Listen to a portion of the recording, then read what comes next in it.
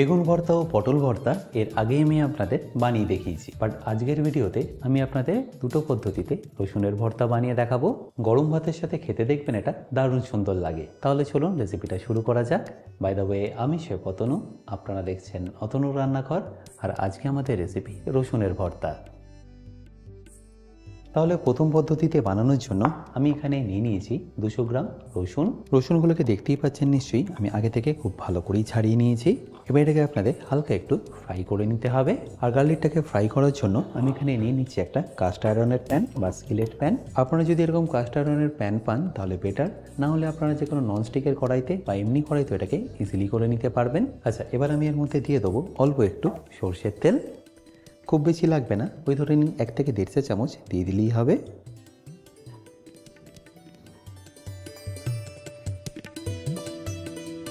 আর তেলটা যখনই হালকা একটু গরম হয়ে যাবে তখন এখানে আমি দিয়ে দেবো রসুনগুলো।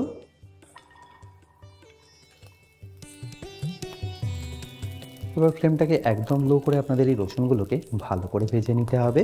স্লো ফ্লেমে মোটামুটি আপনাদের এটাকে ভাজতে সময় লেগে যাবে 7 থেকে 8 মিনিট।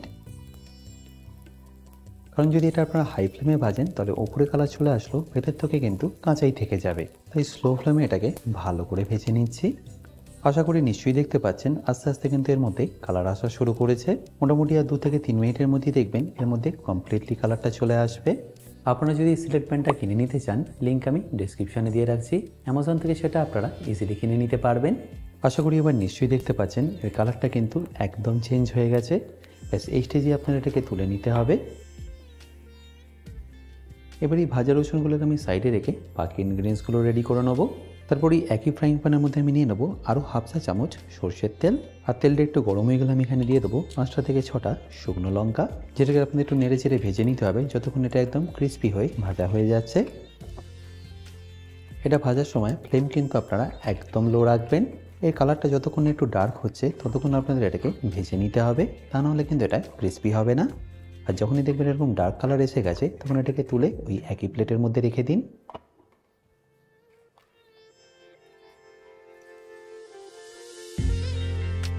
এবার ফাইনালি লাস্ট বারের জন্য আমি এখানে সর্ষের তেল দিয়ে দিলাম পেঁয়াজটাকে ভেজে নেওয়ার জন্য।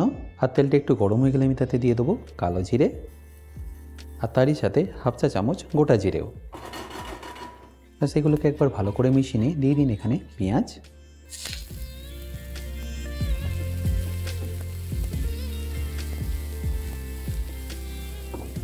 তারপরে এই পেঁয়াজটাকেও আপনাদের একদম লাল লাল করে ভেজে নিতে হবে। পেঁয়াজটা ভাজার সময় ফ্লেমটা আপনারা মিডিয়াম টু হাই করে দিতে পারেন, তাতে দেখবেন পেঁয়াজটা তাড়াতাড়ি ভাজা হবে। মোটামুটি পেঁয়াজটা ভাজতে আপনাদের সময় লেগে যাবে 7 থেকে 8 মিনিট মতো। দেখতেই পাচ্ছেন পেঁয়াজটা এখানে কিন্তু একদম লাল লাল হয়ে ভাজা হয়ে এসছে। ব্যাস এবার এটাকে আমি তুলে নিচ্ছি।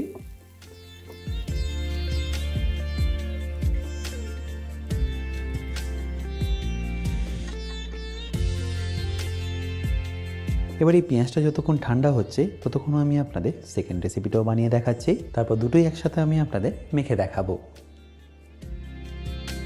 এবার দ্বিতীয় প্রসেসে রসুন ভর্তা বানানোর জন্য আমি এখানে নিয়ে নিয়েছি খোলা সমেত রসুন 200 গ্রাম, যেটাকে আমি ডাইরেক্টলি দিয়ে দেবো প্যানের মধ্যে। আর এর মধ্যে চাইলে আপনারা অল্প একটু সর্ষের তেল দিয়ে দিতে পারেন, ওই ধরে নিন 1 চা চামচ মতো। তারপর এটাকে ভালো করে মেশাতে থাকুন। এই সময় ফ্লেমটা কিন্তু আপনারা একদম লো রাখবেন। আর তারপর এটাকে লাল লাল করে আপনাদের ভেজে নিতে হবে। এরপর যখনই দেখবেন এর মধ্যে হালকা একটু এরকম কালার চলে এসছে তখন এটাকে ঢাকা দিয়ে আপনারা কুক করে নিন আরও 4 থেকে 5 মিনিটের জন্য। আচ্ছা, এখানে বলে রাখি, আপনারা যারা এখনও আমার অতনু রান্নাঘরের অ্যাডভান্স কুকিং কোর্সটা নেননি তারা নিয়ে নিতে পারেন আমার নিজস্ব ওয়েবসাইট www.otonurannakar.com থেকে। এই কোর্সটা মেনলি রেস্টুরেন্ট স্টাইল খাবারের ওপর। রেস্টুরেন্টে কি গ্রেভি বা কি সস বানিয়ে রাখে যার জন্য আপনাদের 10 থেকে 15 মিনিটের মধ্যেই এই খাবারটা পরিবেশন করতে পারে, সেই সব কিছু আমি শিখেছি এই অ্যাডভান্স কুকিং কোর্সে। এই কোর্সের লিঙ্ক আমি যদিও ডিসক্রিপশন বক্সে দিয়ে রেখেছি, তাও বলে রাখি কিনতে যদি আপনাদের কোনো রকম অসুবিধা হয় আমার সাথে এই হেল্পলাইনে যোগাযোগ করতে পারেন। 2 থেকে 3 মিনিট পরে আমি ঢাকনাটাকে আপনাদের সরিয়ে দেখাচ্ছি। আশা করি নিশ্চয়ই দেখতে পাচ্ছেন এর মধ্যে কিন্তু অলরেডি কালার চলে এসছে, আর এটা কিন্তু এখনও পারফেক্টলি রেডি হয়নি। তো এটাকে আমি আবারও ঢাকা দিয়ে কুক করে নেবো 2 থেকে 3 মিনিটের জন্য।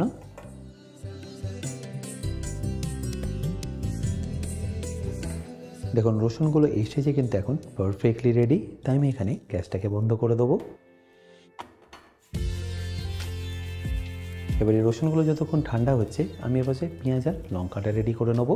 তার জন্য আবার আমি এখানে গ্যাসটাকে অন করে নিচ্ছি আর তারপর তাতে দিয়ে দিচ্ছি সর্ষের তেল। এখানে আপনাদের 2 চা চামচ সর্ষের তেল নিয়ে নিতে হবে। আর তারপর তেলটা একটু গরম হয়ে গেলে তাতে দিয়ে দিতে হবে 1 চা চামচ গোটা জিরে। আর জিরে থেকে খুব সুন্দর একটা গন্ধ বেরোলে আমি এখানে দিয়ে দেবো পেঁয়াজ, যেটাকে আপনাদের ফ্লেমটাকে মিডিয়াম রেখে ভালো করে একবার ভেজে নিতে হবে। বাট আগের ভর্তাটার মতো এটাকে আপনাদের লাল লাল করে ভাজতে হবে না, জাস্ট এর কাঁচা গন্ধ না যাওয়া অবধি এটাকে একবার ভালো করে ভেজে নিন। এরপর যখনই দেখবেন পেঁয়াজটা এরকম ট্রান্সলুসেন্ট হয়ে গেছে তখন এখানে দিয়ে দিন কাঁচা লঙ্কা। তারপর এটাকে পেঁয়াজের সাথে ভালো করে একবার ভেজে নিন।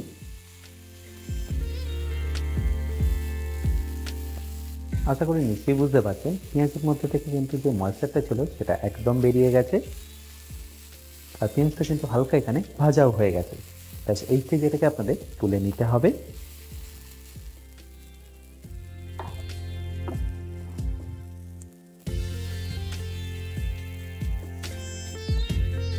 আর এবার সেই পেঁয়াজটা যতক্ষণ ঠান্ডা হচ্ছে ততক্ষণ আমি এখানে রসুনটাকে ছাড়িয়ে নিচ্ছি।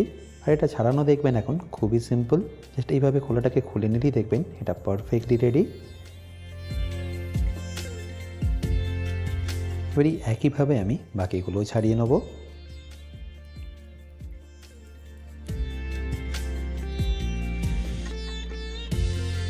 দেখতেই পাচ্ছেন একদম পারফেক্টলি এটা নরম হয়ে গেছে। এই প্রসেসে করলে দেখবেন এর টেস্টটা কিন্তু একদম অন্যরকম আসে। এপাশে দেখুন সবকটি রসুন কিন্তু আমি এখানে ভালো করে ছাড়িয়ে নিয়েছি। আর এপাশে দেখুন পেঁয়াজটা এতক্ষণে বেশ ভালোভাবেই ঠান্ডা হয়ে গেছে, তাই এই ভর্তাটাকে আমি আপনাদের মেখেও দেখাচ্ছি। প্রথমে আপনার রসুনটাকে এইভাবে একটু হাতে করে ম্যাশ করে নিতে হবে। আর একটু ম্যাশ করা হয়ে গেলে এর মধ্যে দিয়ে দিতে হবে স্বাদ মতো নুন, তারই সাথে যাবে 1/2 চা চামচ বিট নুন, অল্প একটু কাঁচা পেঁয়াজ, এটা অপশনাল, আপনারা চাইলে দিতেও পারেন চাইলে নাও দিতে পারেন। এরপর যাবে হাফ লেবুর রস আর সামান্য একটু ধনেপাতা। ব্যাস এবার এটাকে ভালো করে একবার মেখে নিন। আর এই মাখার সময় আপনারা এখানে দিয়ে দেবেন অল্প একটু সরষের তেল। এই কাঁচা সরষের তেল দিলে দেখবেন এর টেস্টটা দারুণ সুন্দর আসবে।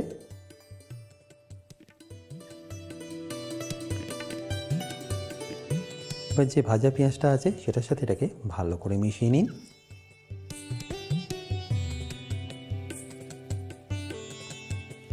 তাহলে নিশ্চয়ই দেখতে পেলেন এটা বানানো কতটা সিম্পল। গরম ভাতের সাথে খেতে দেখবেন এটা দারুণ সুন্দর লাগবে। এটা আমি আপনাদের পরিবেশন করেও দেখাবো। আর তার আগে আমি এখানে প্রথম ভর্তাটাও আপনাদের রেডি করে দেখাচ্ছি। এবার এই ভর্তাটা বানানোর জন্য সবার প্রথম আপনাদের লঙ্কাটাকে আগে ভালো করে ম্যাশ করে নিতে হবে। আর ম্যাশ করার জন্য এর মধ্যে দিয়ে দিতে হবে অল্প একটু নুন। তারপর এটাকে ভালো করে ম্যাশ করে নিন। দেখতেই পাচ্ছেন একদম ভালোভাবে এটা ক্রাশ হয়ে গেল। ব্যাস এবার আমি এর মধ্যে দিয়ে দেবো রসুনগুলো। আর রসুনগুলোকে কিন্তু আপনাদের হালকা একটু এইভাবে ম্যাশ করে নিতে হবে।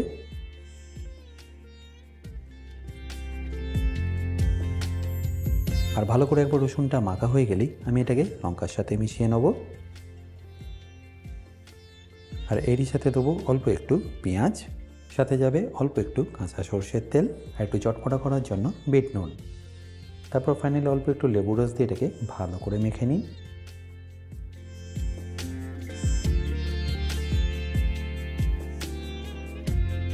আর কাঁচা পেঁয়াজের সাথে এটা ভালো করে মাখা হয়ে গেলে যে পেঁয়াজটা আমি ভেজে রেখেছিলাম সেটাকে এর মধ্যে মিশিয়ে দিলাম।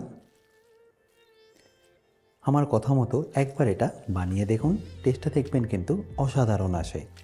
আশা করি দেখে নিশ্চয়ই বুঝতে পারছেন এটা কতটা লোভনীয় লাগছে দেখতে। ব্যাস এবার এটাকেও আমি আপনাদের সার্ভ করে দেখাবো।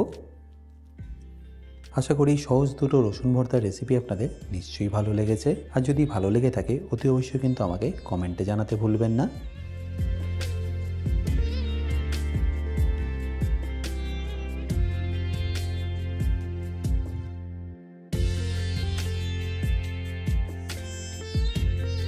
বাই দ্য ওয়ে, আমি শেফ অতনু, আপনারা দেখছিলেন অতনুর রান্নাঘর। দেখা হচ্ছে আপনাদের সাথে আর একটা নতুন রেসিপি নিয়ে নেক্সট এপিসোডে। ভালো থাকবেন, সুস্থ থাকবেন।